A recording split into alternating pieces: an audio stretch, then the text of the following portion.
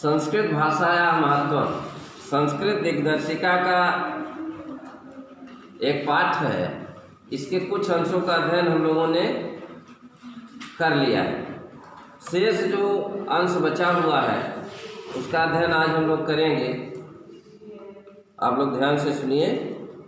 संस्कृत साहित्य से आदि कवि वाल्मीकि महर्षि व्यासः कवि कुलगुरु कालिदासः अन्ये च भास भारत भवभूत आदयः महाकवयः स्वकीय ग्रंथरत्नैः अद्यापि पाठकानां हृदि विराजन्ते। संस्कृत साहित्य के आदि कवि प्रथम कवि जिनको माना जाता है वाल्मीकि, जिन्होंने रामायण की रचना की। पहले कवि माने जाते हैं लौकिक संस्कृत के। दो तरह की संस्कृत है, एक वैदिक संस्कृत और एक लौकिक संस्कृत। वेदों की रचना जो पौरुषीय माना जाता है उसे अपौरुषीय माना जाता है कि सामान्य मनुष्यों की बस की बात नहीं। उसकी रचना ब्रह्मा ने की या देवताओं ने की।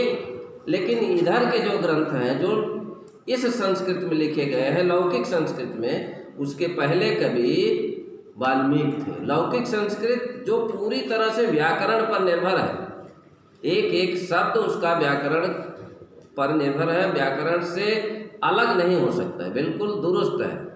तो लौकिक संस्कृत के प्रथम कवि वाल्मीकि कहता है कि संस्कृत साहित्य के आदि कवि प्रथम कवि वाल्मीकि, महर्षि व्यास, कवि कुलगुरु कालिदास, अन्य भास और भारत भवभूत, भास भारत और भवभूत आदयो महाकवया, आदि महाकवि स्वकीय ग्रंथ रत्न, अपने ग्रंथ रत्नों के माध्यम से अद्यापि अद्य धनापि अद्यापि आज भी पाठका नाम जो पढ़ने वाले लोग हैं उनके हृदय में, पाठका नाम हृदय जो पाठक हैं पढ़ने वाले उनके हृदय में विराजन्ते, विराजमान है, उनके हृदय में उपस्थित है।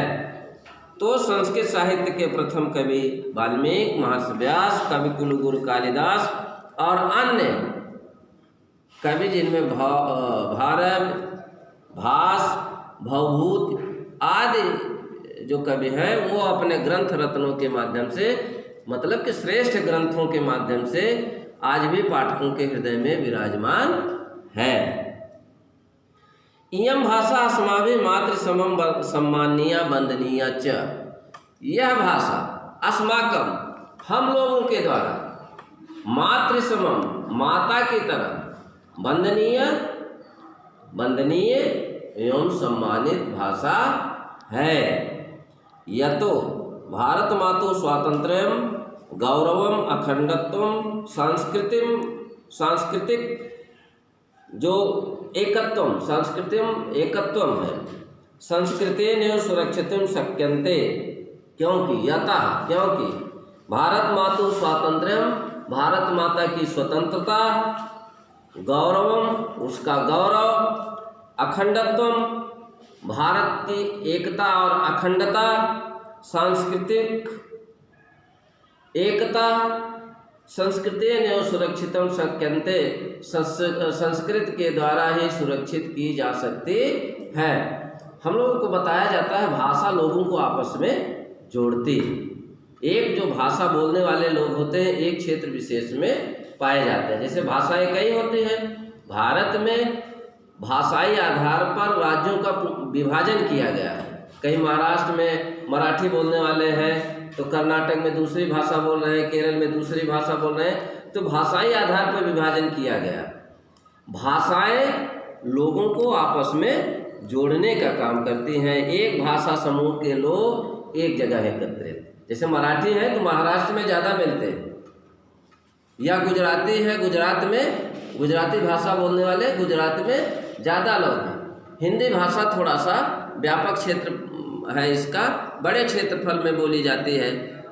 तो हमारे कहने का मतलब है कि भाषा जो है वो हमें भावनात्मक रूप से जोड़ती है। यह राष्ट्रीय एकता में महत्वपूर्ण भूमिका का निर्वहन करती है। इस आधार पे लोगों को जोड़ देते हैं। जैसे आप क्रिकेट मैच देखते हो, क्रिकेट मैच में जो खिलाड़ी प्रदर्शन करते हैं तो उस समय ये भाव हमारे अंदर ये भाव नहीं रहता है कि फला किस प्रांत का है, किस जगह का, वो सब भाव नहीं रह जाता है।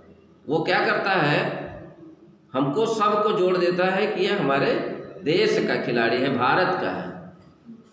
तो खेल, भाषा, अन्य तमाम चीज़ें हैं जो हम सब लोगों को आपस में जोड़ देते हैं। ये भारत की एक विशेषता है, अपने देश की यह विशेषता है। तो इसी आधार पर कहा जा रहा है कि भाषा, संस्कृत जो भाषा है वो हमारे राष्ट्रीय एकता को और मजबूत करती है, हमारी एकता और अखंडता को और मजबूत करती है। इयम संस्कृत भाषा, तो भारत की जो यथा भारत माता स्वातंत्र्यम, क्योंकि भारत माता की स्वतंत्रता, इसका गौरव, इसकी अखंडता और सांस्कृतिक एकता संस्कृतेन एवं सुरक्षितम शक्यन्ते, संस्कृत के द्वारा ही सुरक्षित किया जा सकता है। इयम संस्कृत भाषा, यह संस्कृत भाषा सर्वासु भाषासु प्राचीनतमा, सभी भाषाओं से प्राचीनतम, श्रेष्ठा च अस्ति, और श्रेष्ठ है। श्रेष्ठा च अस्ति, च मतलब और, अस्ति मतलब है, श्रेष्ठा मतलब श्रेष्ठ। तो यह संस्कृत भाषा सभी भाषाओं से श्रेष्ठ है। ततः, इसीलिए सुष्ठु उक्तम, सुष्ठुक्तम हो गया। सुष्ठु मतलब ठीक, उक्तम मतलब कहा गया, ठीक ही कहा गया। भाषासु मुख्य मधुरा, भाषाओं में मुख्य और मधुर, दिव्य मुख्य मधुर और दिव्य भाषा गीर्वाण भारती देववाणी है, सुरवाणी है, देवताओं की भाषा मानी जाती है संस्कृत। तो इसलिए कहा गया कि भाषाओं में मुख्य, मधुर और अलौकिक भाषा है, दिव्य भाषा है हमारी यह देववाणी, हमारी यह संस्कृत।